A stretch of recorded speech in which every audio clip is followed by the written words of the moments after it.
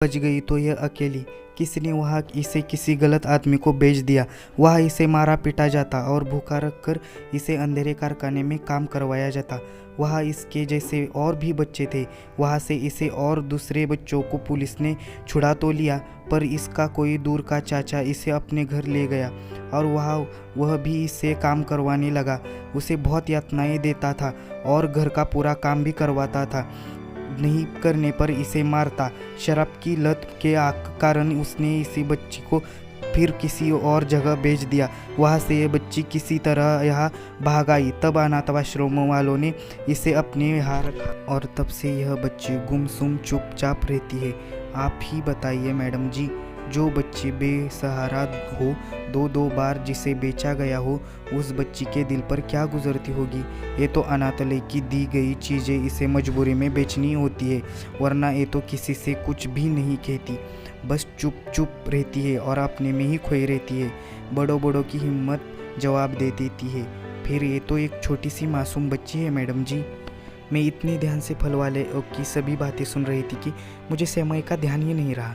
मैंने देखा कि वो बच्ची सबके पास जाकर की चेन खरीदने के लिए बार बार आग्रह कर रही थी। मैंने उसे अपने पास बुलाया। मैंने उससे कहा, तुम्हारा नाम क्या है? उसने बहुत ही धीरे आवाज़ में कहा, मुनिया। मुनिया? अरे वाह, तुम्हारा नाम तो बहुत ही अच्छा है, एक छोटी सी चिड़िया की जैसा। मैंने कहा तो वो थोड़ी सी मुस्कुराई। मैंने उससे कहा, मुनिया चलो कुछ खाते हैं, मुझे बहुत जोरों की भूख लगी है।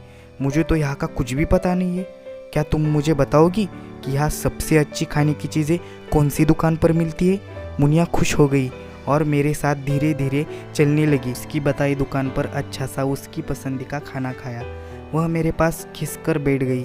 मैंने देखा वह मेरा आंचल अपने एक हाथ से होले से दबा रही थी। मैं उसे गौर से देख रही थी।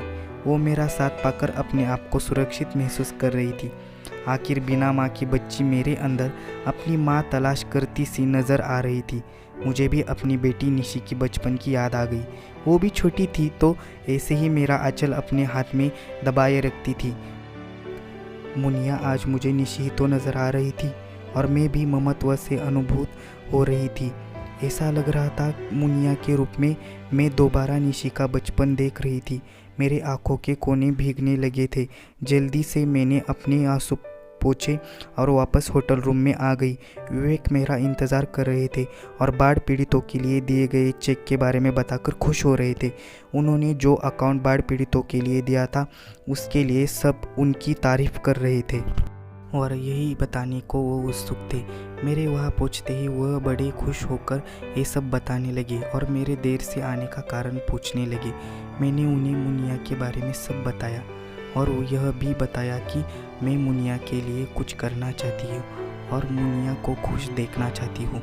विवेक बोले, अनाथालय के लिए एक बड़ा चेक दे देते हैं जिससे उसके जैसे बच्चों की मदद हो जाएगी।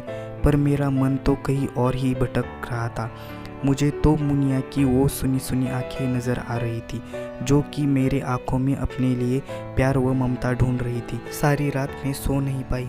मुझे तो रह रहकर मुनिया का भोला भाला मासूम चेहरा ही दिखाई दे रहा था जो बार बार मेरे मन को अपनी ओर खींच रहा था। किसी तरह से रात तो आंखों में ऐसे ही निकल गई, पर सुबह से ही मेरा मन बेचैन होने लगा। मैं विवेक के उठने का इंतज़ार करने लगी और सुबह विवेक के उठने पर मैंने अपनी बेचैनी भर हाल सुना डाला। वे बोले, ऐसा करो कि तुम अभी जल्दी अनाथालय में चली जाओ और वहाँ चेक दे आओ, जिससे तुम्हारे मन को शांति भी मिल जाएगी और तुम उस बच्ची से भी मिल लोगी। पूरा वीडियो देखने के लिए चैनल को सब्सक्राइब कर दीजिए और बेल आइकन पर ऑल कर दीजिए। धन्यवाद।